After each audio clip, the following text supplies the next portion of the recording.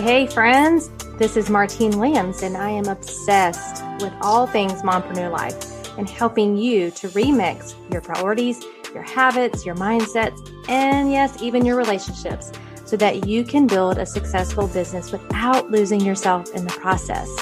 I'm also obsessed with the color turquoise and lyrics of the 80s and 90s, but that's beside the point. Girlfriend, you don't have to hustle 24/7, 365 and continue to sacrifice your health, your relationships, and your sanity to be a successful mompreneur. As a small town girl living in a lonely world to a six-figure mompreneur, I am here to teach you how. There is a better way, and this podcast is your one-stop shop for all of the how-tos, the encouragement, the life hacks, the success tips, and of course, a little side of tough love. This is the Mompreneur Life Remixed podcast. So let's do this.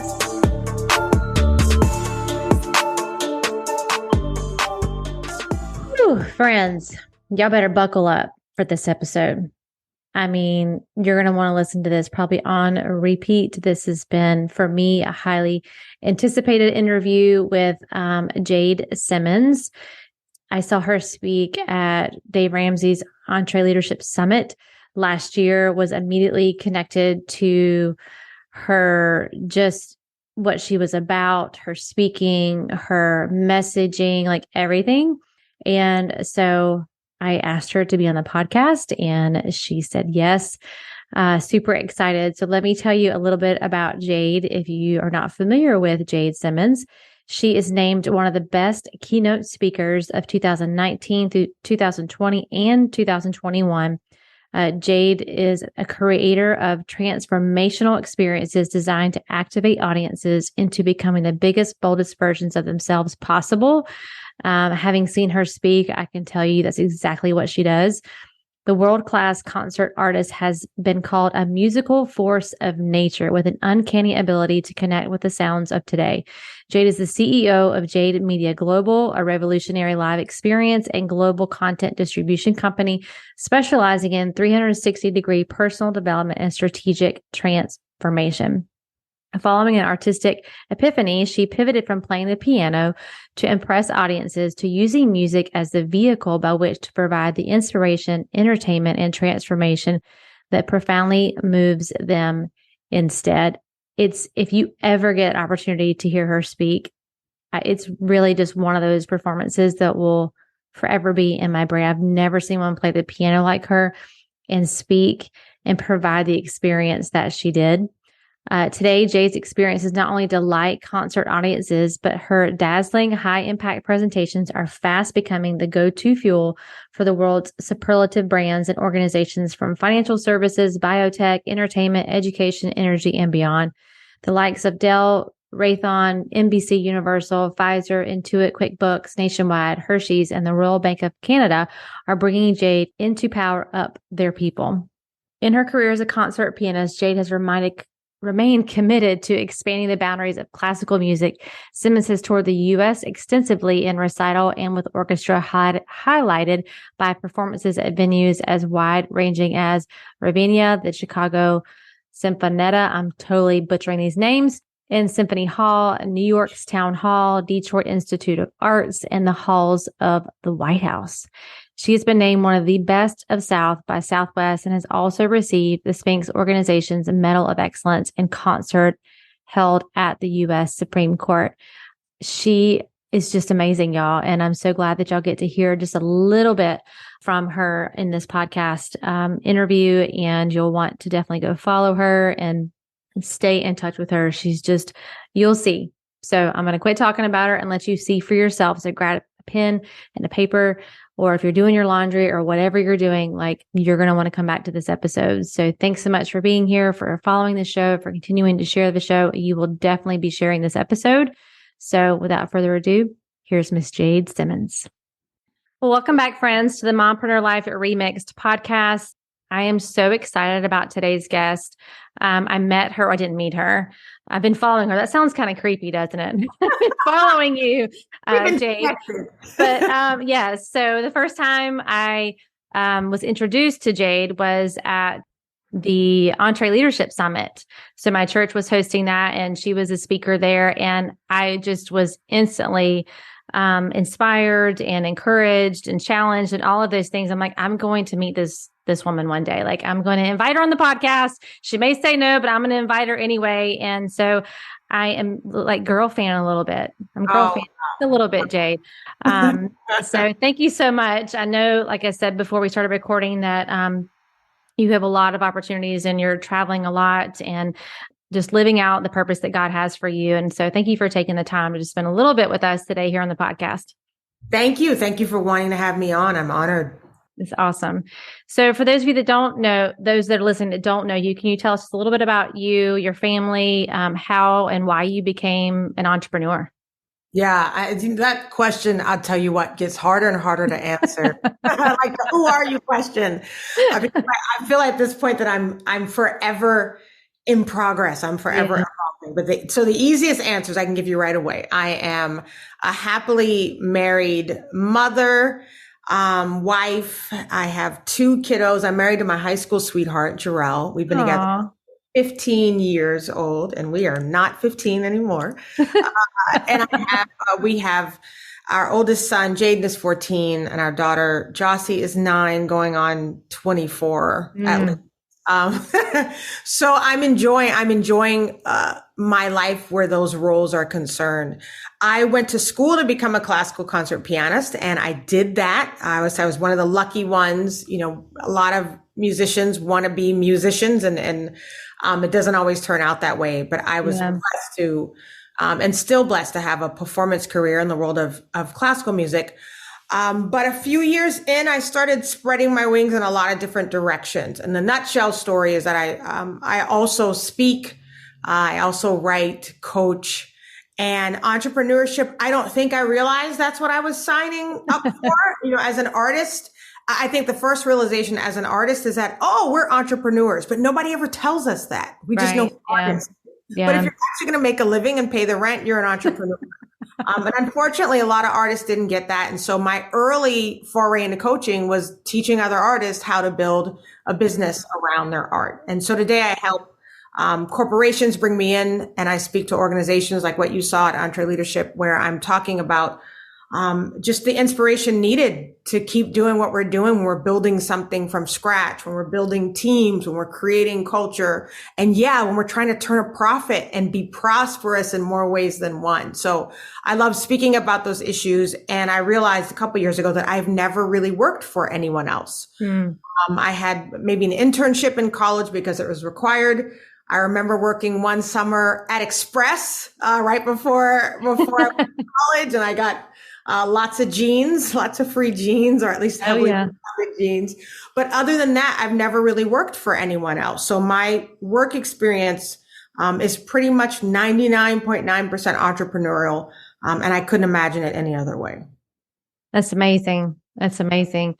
So there's always a mess before the success, right? Mm-hmm. And I think when people hear those relatable stories of the journey to where you are today, and maybe some of the things that you wish you would have known when you first started. You know, there's mompreneurs that are listening right now that maybe this year, this is the year they're going to finally start that business, you know, or look at that business in a different light, or maybe they're just on the struggle bus right now. So it's helpful to kind of hear how you came through some of those. So what are some of the lessons maybe that you've learned early on that could help someone that's listening?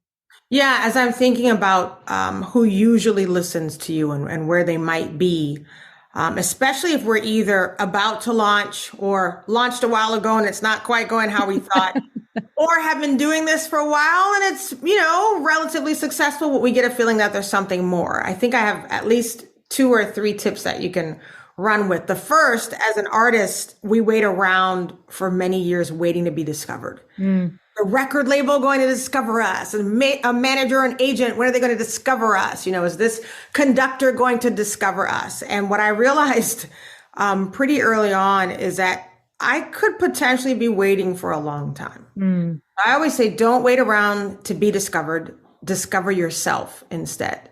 And what I mean by that is doing some real intentional inventory, not just about who you are, but what is it that you're designed to uniquely offer? Mm. And I think especially for mompreneurs, especially those, some of us are in direct sales, some of us are running a family business, and then some of us are really creating something from scratch on our own. It can be so easy to look to the left and right and either A, replicate what you already see, or B, be demoralized because you go, well, I kind of want to do that, but they're so much farther ahead. And does the world really need another, insert profession, title, role here? And the answer is no, they don't need another. They need you. They need your unique way of doing it. So spend some time really asking, what do I offer uniquely? I mean, there were lots of artists who were classical pianists, but there was a way that I did it differently, not just in the playing, but in the experience I created. And then number two, I would put on all the brakes and really figure out what your purpose is. And when I say that, I want you to breathe easy, because purpose is not something you have to go out and find. Right. Purpose is always something you've probably already been operating in, but haven't taken note of it. And I always say your purpose is not the thing you do. Your purpose is the thing that happens in others when you do what you do.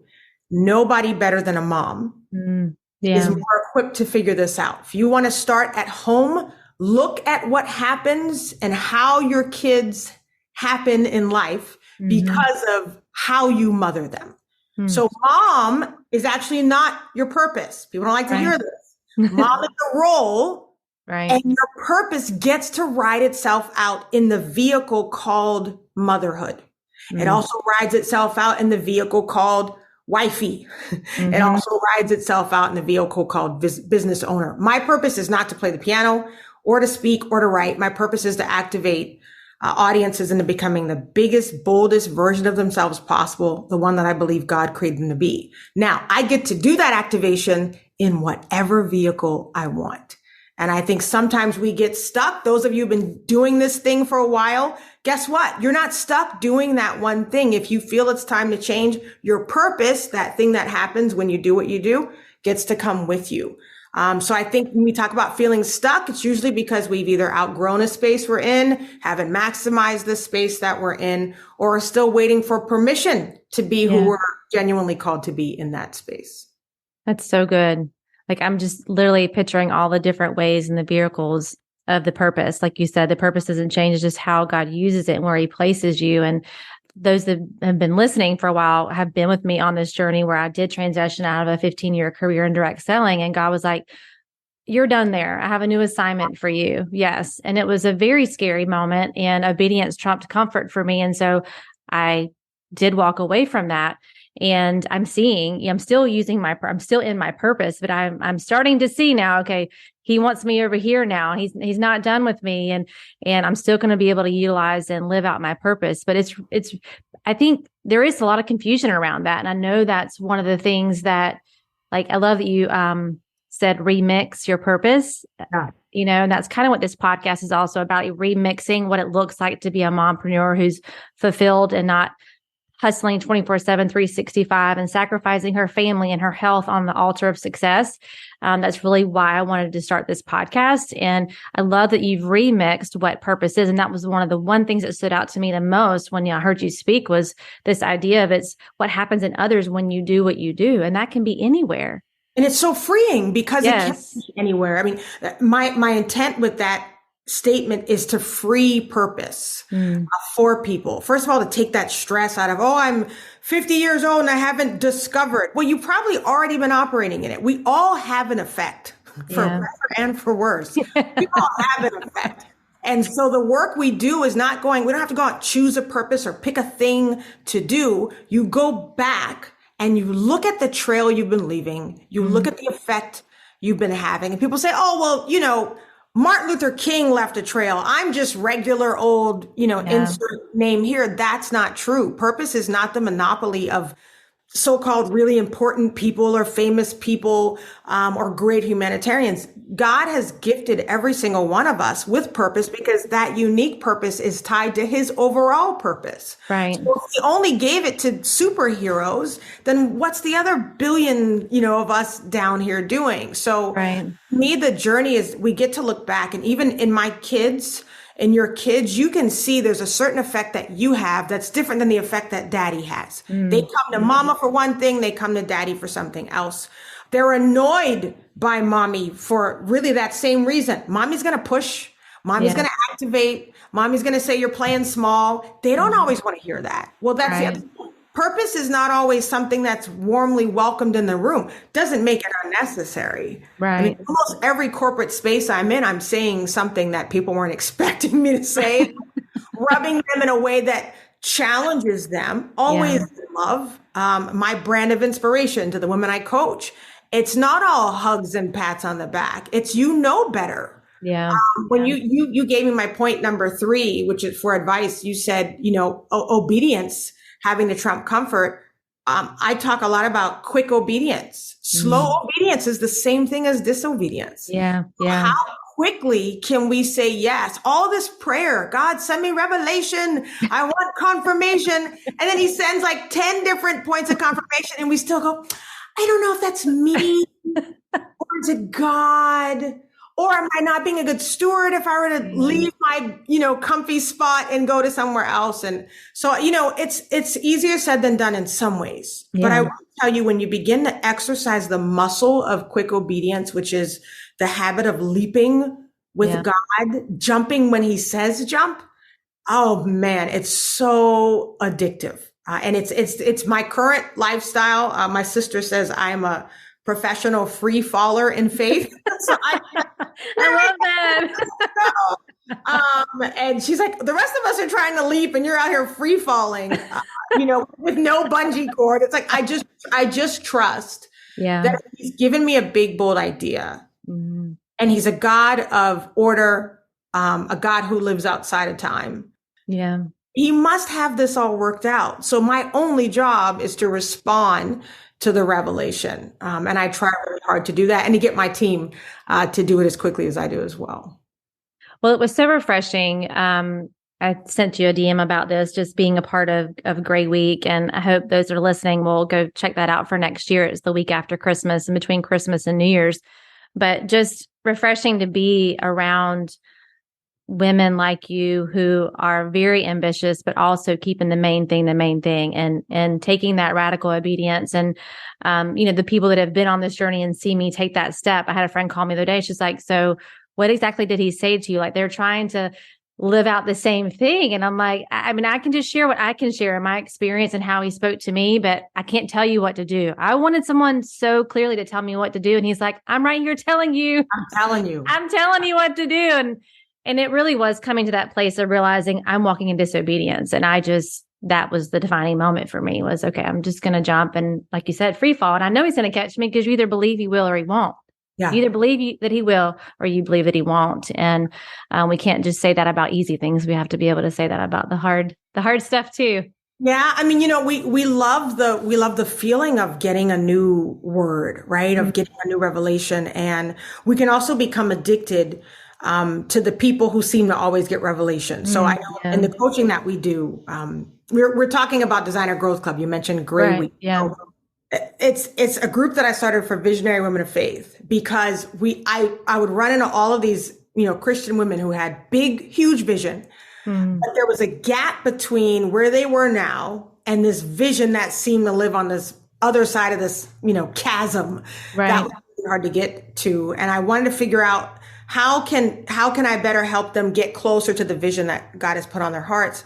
And there were a couple of things that were always coming up: mindset, right? Their mode of operation, once we got the mindset right.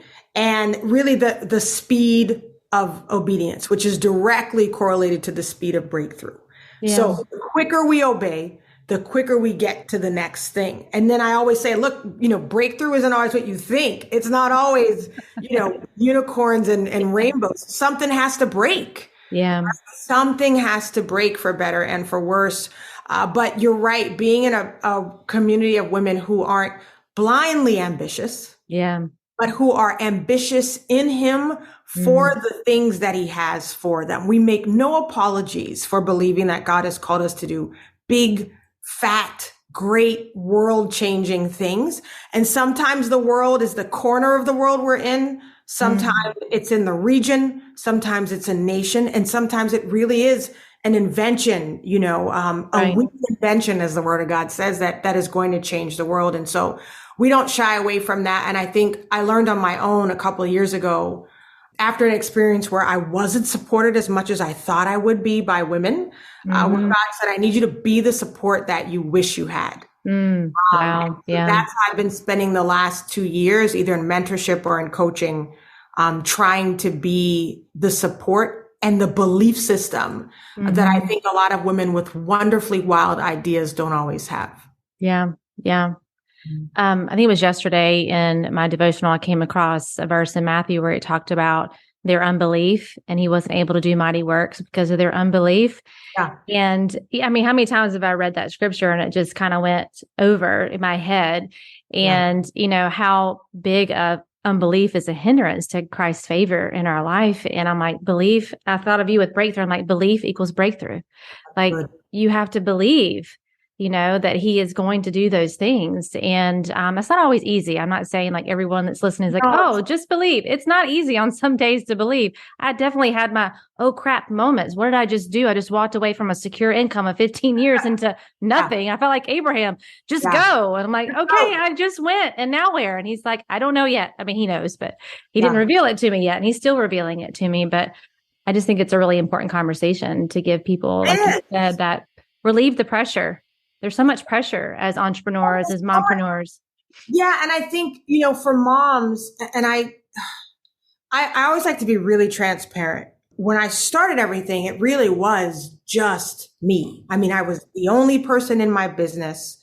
I was the marketing team, the social media team, Yeah. the strategy, the finance. I was everything. Mm-hmm. And I was mom. I Mm-hmm. was doing that, helping the kids with the homework. I was doing all the housekeeping. I don't cook. My husband cooks. So I am very blessed there. Whoop, whoop. I was doing all the things. Yeah. It's not the same now. I am doing a ton more in my business, but we also have a nanny. We also have a housekeeper that comes every 2 weeks. My Yeah. mother lives here in Houston. My sister's here. She's extremely busy as well. But I do have support structure that maybe some people don't have. So I Yeah. think it's very important to be transparent first about the need for help. Yeah. And then the reality of the time it sometimes takes to get help. But let me give you this here that I hope will feel good to hear. The help that you need is closer than you think. And it's also not as expensive as you would imagine. Yeah. When I think back to my first virtual assistants and those people that I used, if you pick the right person, even that investment will yield a result. Right. And probably the scariest thing about purpose at some point is that your purpose will be too big for just you.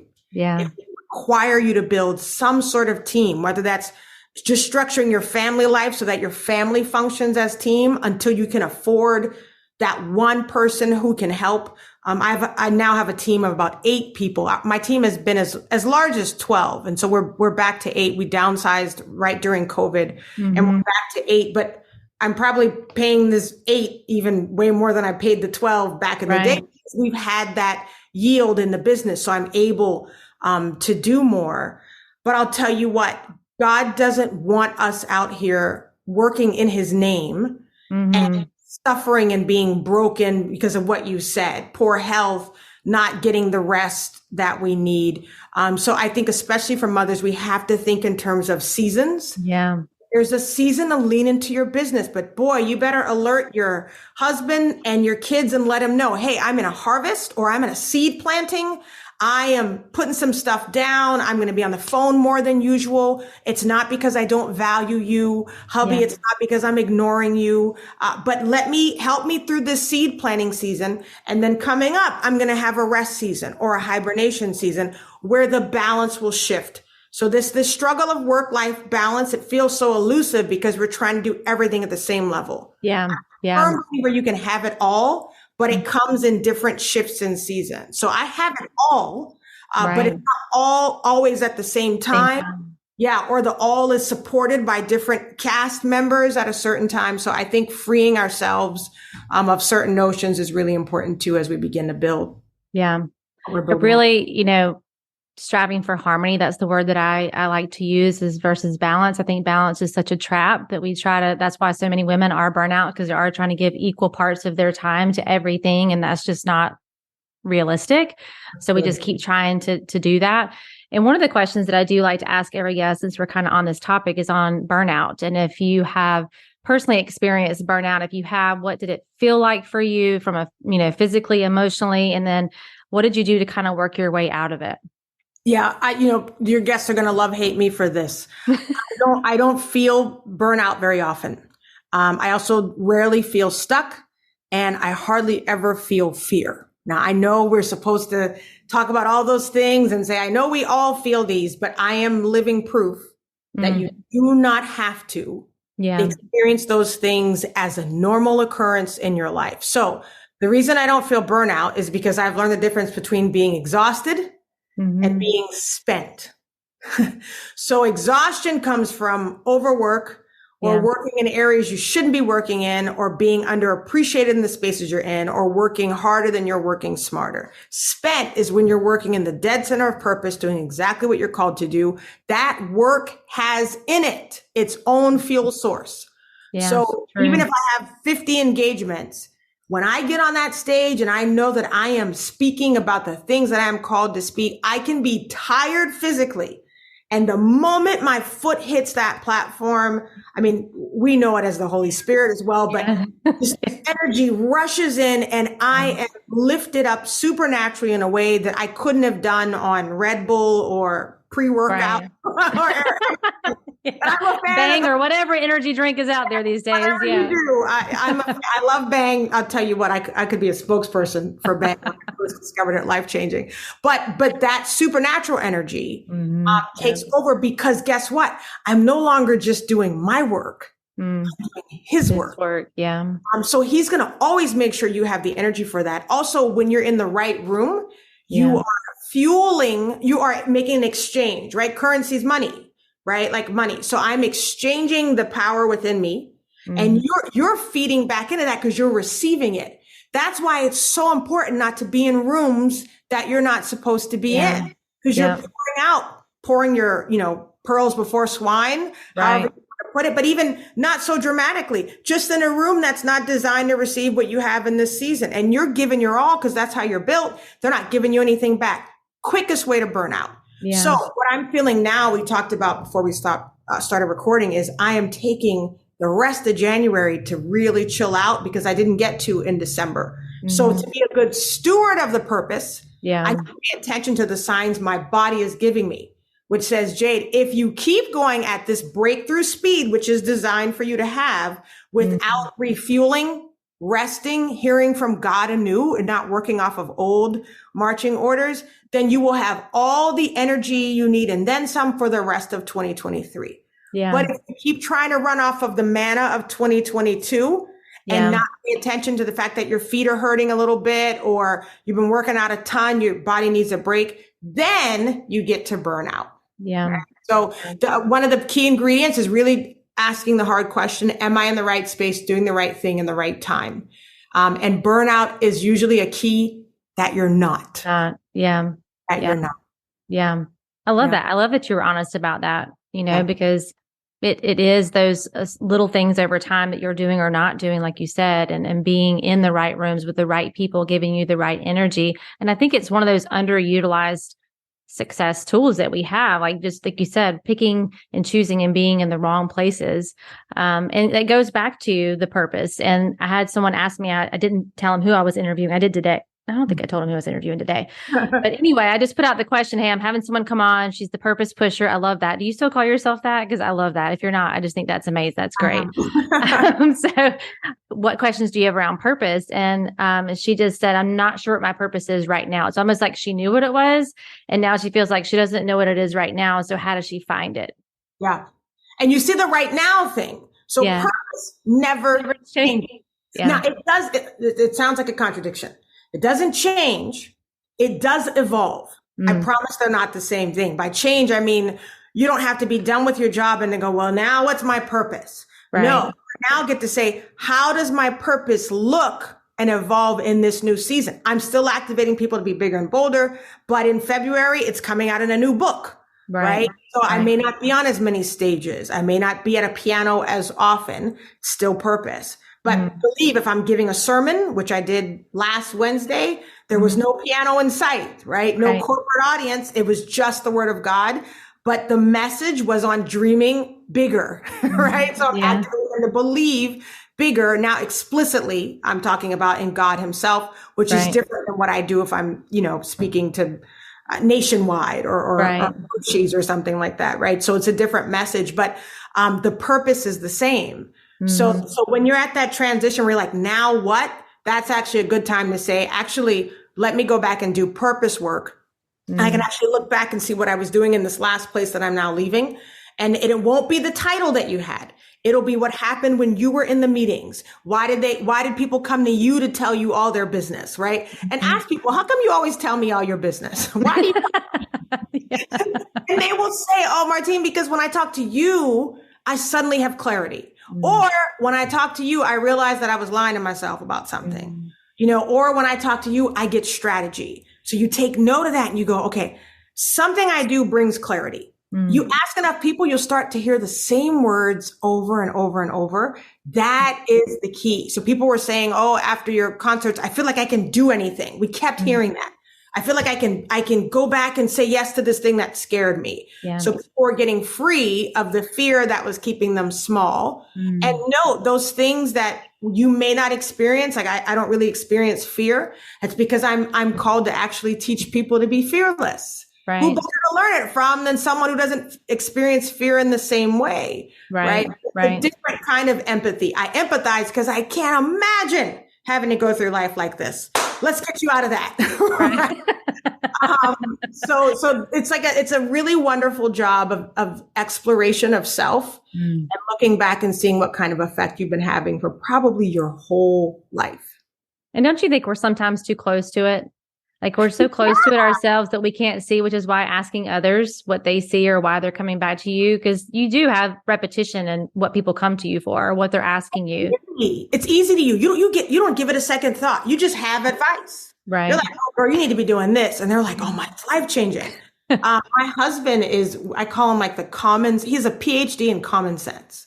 So he's in this, house full of these complicated women and we're overcomplicating everything. And we have all these, this rubric and spreadsheets, and he'll come in and be like, how come you just don't do this? And we're like, oh my, mind blowing. And it's like 3 or 4 simple words because he always sees things that way. He also has completely wrinkle-free skin. He's only just started getting his first gray hairs in his beard because he doesn't overthink. He doesn't overanalyze. He doesn't worry. He doesn't make things more complicated than they have to be. And as a result, his looks are benefiting from his operation, right? So I love that. This probably has to do with clarifying things down to the simplest answer. Yeah. And then taking action, right? I mean, action brings clarity. And sometimes we just kind of sit and wait and instead of taking that next step. It's funny, this morning at our church, we had a prayer. We're having like a 21 days of prayer and fasting. And so I went, it was like 6 a.m., which is, I'm up, but I'm usually not like up and dressed and ready to be presentable at that time. But I went, and today we were praying over the women of the church. And that was the specific focus was women. And so at the end, of course, I go to the front asking for prayer, just for next steps and discernment and clarity and all those things. And as soon as they got done praying, I had to go to the bathroom before I headed to the gym. And I kid you not, like I'm walking down the hallway and it looks like the bathroom is like shut down. Like it was a dark hallway. And my word that I've been praying for God to give to me is just illuminate, Lord, just illuminate my next step, whatever it is. I don't need to see, I've given up wanting the blueprint. Just give me the next step. So I'm walking the hallway and it's dark. I'm like, is it open or is it not? I'm like, well, I'm just going to take a step. And this light cuts on. That's good. And then I go down and look around the corner and it's still kind of dark down that hallway, but I walk anyway and the light comes on. And then I go into the bathroom and the light comes on and I'm laughing to myself. So I'm thinking, this would be really cool to have in my house in the middle of the night. And then I get in the stall and I started laughing. I'm like, Lord, that's a whole sermon. Oh, you're trying to show, like, you're giving me it. You're telling me like, just take the step. in the unknown. I'm going to light it up for you. And I'm going to make you light up the rooms when you walk in. And I'm like, that's my fresh word, you know, but it took me taking the step, right? Every time what we say to the women we work with is just lift your foot up in the direction of the first thing you know to do.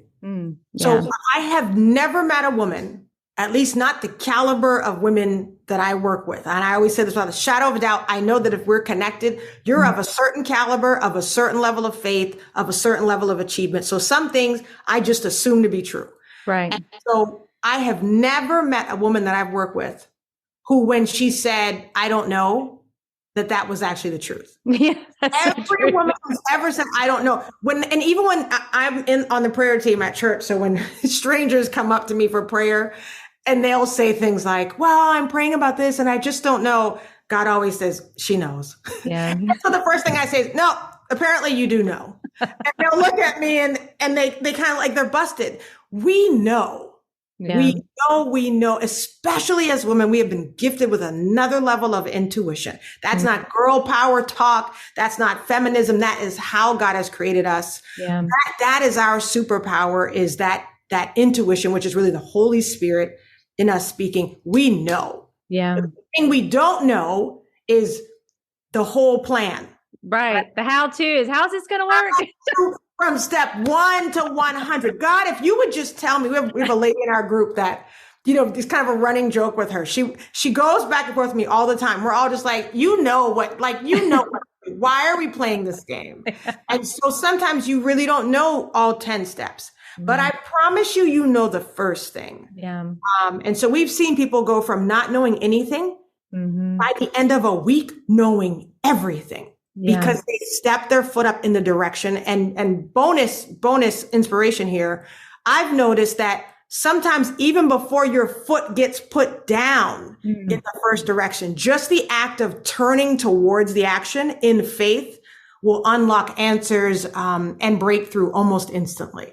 And opportunities.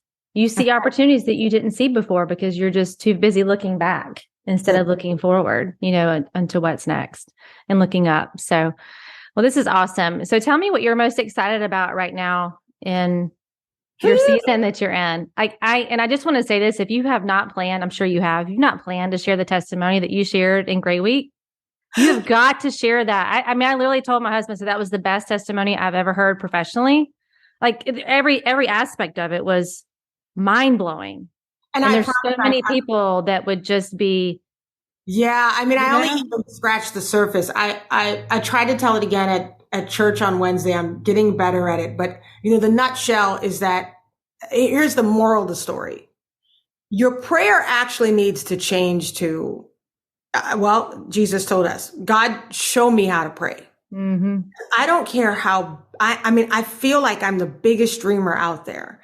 And he still ridicules me. He still goes, girl, you don't even know what big is, right? Mm-hmm. He's still always like teasing me. And that's just a relationship that God and I have. He's always like, please, you know. Yeah. So the moral of the story I'll tell it at the beginning is we have forgotten how to actually dream as big as God is. Mm. So the best prayer we can pray is, God, help me know what to ask for in you and help my limited idea of what it means to dream big not stop the bigger things that you have for me. I say that because the testimony you're talking about, in the last 2 months of the year, we had so much breakthrough financially and just territorially that there were things that weren't even on my list. Now, fast forward, Martin, I actually went back and did what I told you guys to do, which was to go back and look at old journals. Yeah. And I found in my journal that 2 of the things were on my list. And I had forgotten. The power of journaling. Why we should all be journaling. So basically, I'd heard God speak at the end of last year during this Grey Week, which I feel is the most underutilized week of the year. It's the last week of the year. And it's when I believe God is aching and eager to give us divine downloads. And he kept saying to me, all things new. You know, the scripture, I'm making all things new. Can you perceive it? Right. So stuff is always new around you. The onus is on us to look for it.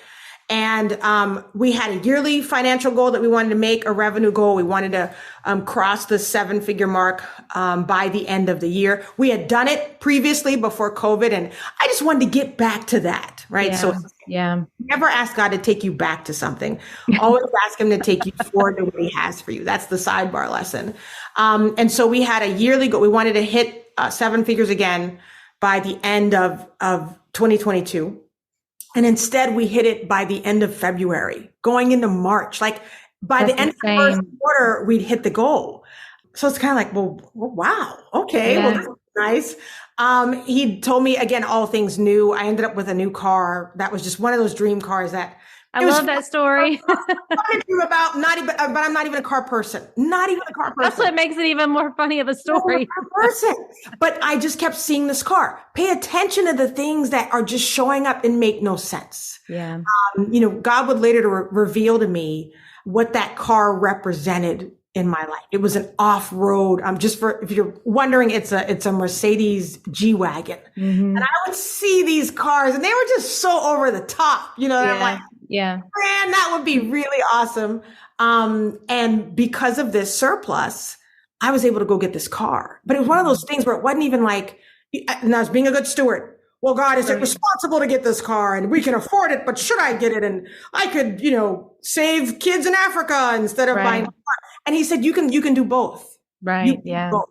So we ended up having our most charitable year as well. Yeah. I got that car and it was cool because I went in and I paid for it cash, like cold hard cash. Bam. By yourself. Yeah. I was just like one of those moments where he was like, I'm showing you that we are in this together. That we are you don't have to go figure stuff out. I've already got things figured out. And that was May. And then when I sat down with my accountant, again, speeding through all of it, I grew my team. We went from 3 people to 8 people. We're paying people more than I've ever been able to pay people. We actually pay in the top 1%. So we know if someone comes to us and says, you're not paying enough. We're like, oh no, yes, we are. My accountant always goes, you're really good to your people. But I believe that if you pour into and treat people well, and I compensate people based on what I believe they are going to be able to yield. Yeah. And I also want them to know that their value is not based on the bottom line for me. So that's symbolic gesture and it does yield results. So we have, 8 people now on the team. We got to the end of the year, sat with my accountant, and I'm just wanting to go over the numbers. I knew we'd had a good year because we'd hit that record. I was not prepared for her to tell me. She literally was shaking on the call and she said, I've never seen this much growth in a company in 1 year. And I'm like, okay, what, tell me what's going on. And so basically we had 7 figures of profit, just over and above what we were going for, just profit. And she kept saying, you've got to have expenses. You've got to have debt. What didn't y'all submit? What are you missing? Yeah. And what a testimony to say, when God brings the breakthrough, he's not going to allow the breakthrough to cost you in that way. Right. It's like, so everything was symbolic. Because of that surplus, I was unable to bless my team with these very big bonuses. We're taking them to Paris next year so fun. We bought them all these gifts. And the scripture God gave me was that if you who are evil can provide good gifts for your children, basically imagine what I can do for you. And my team is women of faith, different levels of faith, some with a different experience of faith. And it was important to me to show them what the love of God feels like. Yeah. So when I was over gifting them, they were crying because it was almost like one lady had just started. She hadn't even worked a day in the company yet. And she was receiving the same gifts that people who had been in the company for a year or two had received. Wow.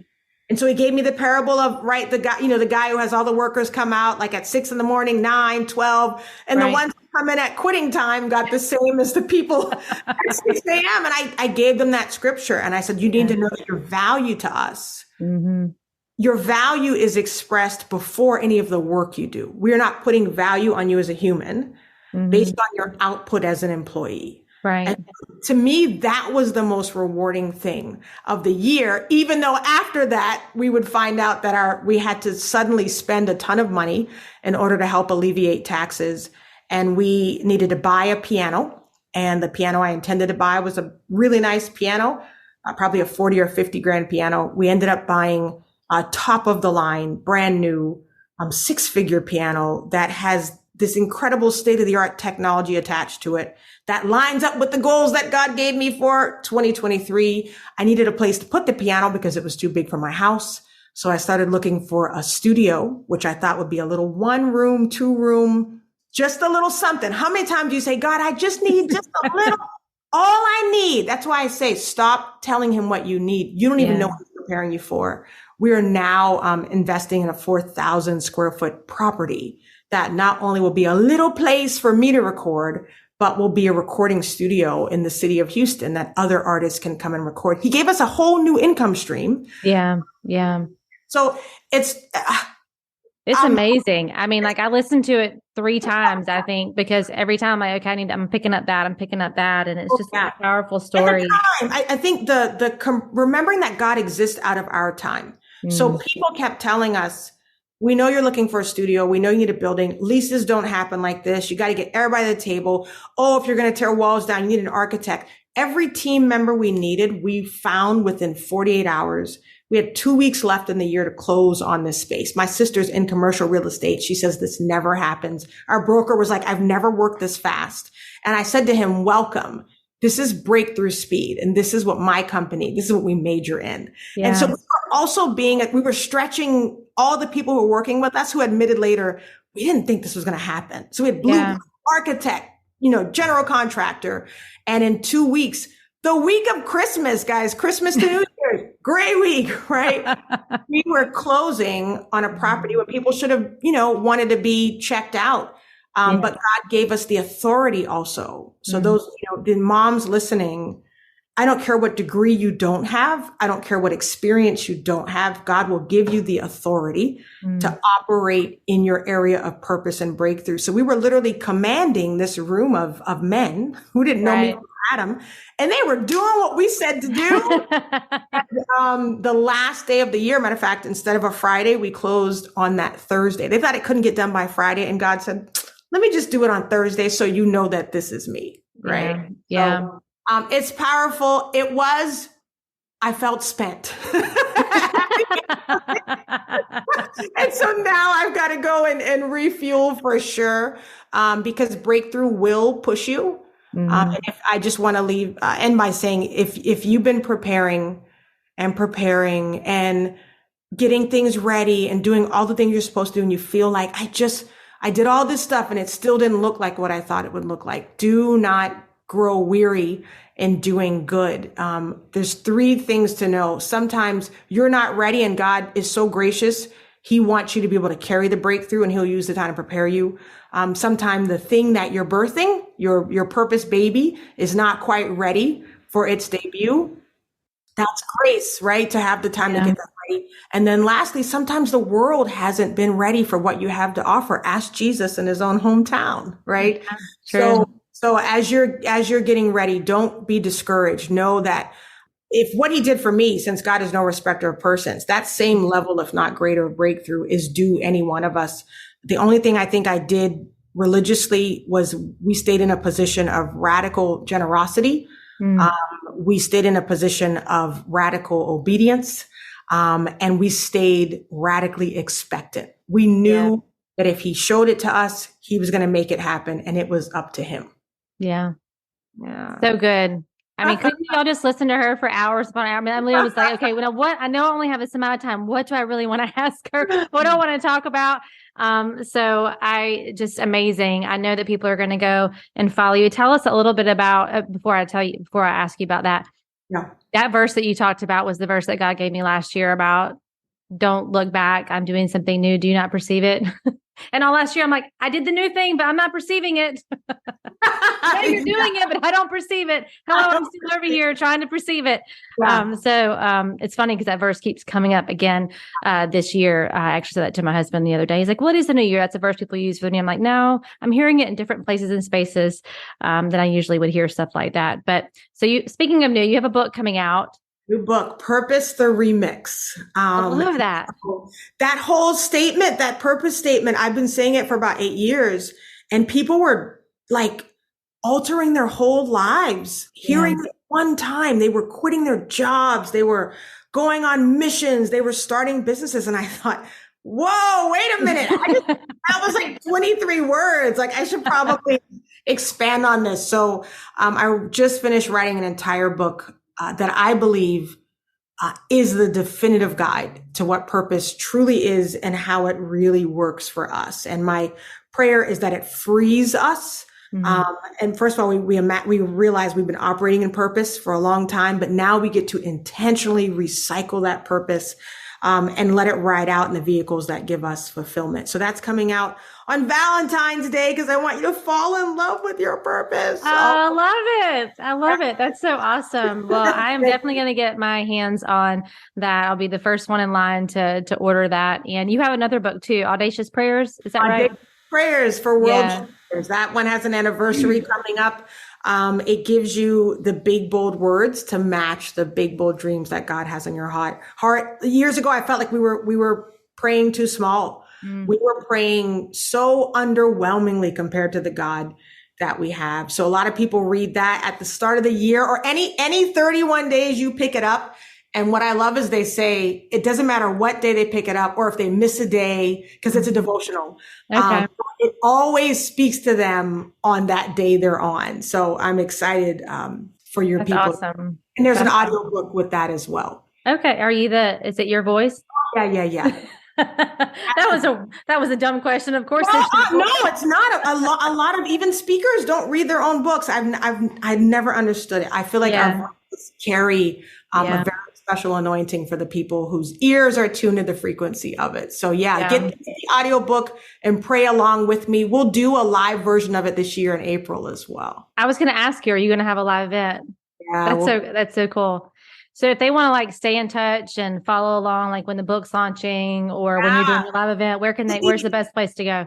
Yeah, we're going to do a really fun sort of kind of falling in love with your purpose challenge that comes out as the book comes out. So I'm on Instagram most often, or I should say most actively, at official Jade Simmons. My website is jadesimmons.com, and you'll find out everything about the book in either one of those places. But you can also find me on Facebook and LinkedIn and YouTube as well. And I love dropping, we call them Jade's gems. So little bits of inspiration and having purpose powwows. So please don't be shy, reach out and interact. I love seeing people have aha moments that take them in directions they hadn't dreamed before. Well, this is awesome. I'm so thankful that I went to that event. It's the only event I went to last year because God had called me into that season of rest. I was just trying to be really obedient to that. But I'm like, this is a virtual event. It's just right down the road at the church. I'm going to go. And I'm just so thankful that our paths have crossed. And we'll put all the links to all the things that Jade mentioned in the show notes so you can keep in touch with her. And just thank you so much for the work that you're doing. It's refreshing, it's empowering, it's encouraging, and it's so needed. So thank you for being obedient to your call and doing what God has asked you to do. Thank you so much for having me as well. This is great. All right, friends. Well, I'll catch you on the next episode.